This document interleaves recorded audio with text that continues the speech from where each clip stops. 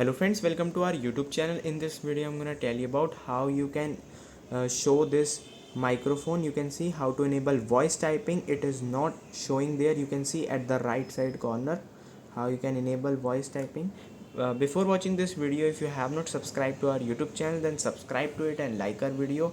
So let's start friends. First you have to simply click on this button, and here it is the settings. You have to click on settings, swipe down, here it is showing voice typing. Click on it and just enable this, use voice typing, and press back.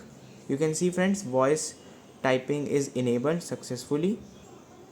And friends, if it is not showing this microphone, there is a second option. You have to open your settings, swipe down, and here it is system settings.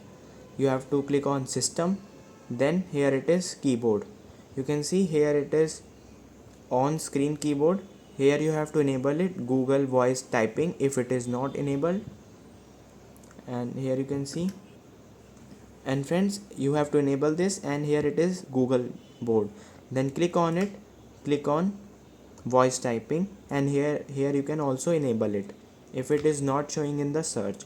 I hope you like this video. If you like this video, then subscribe to our YouTube channel for more helpful tips and tricks videos. See you next time.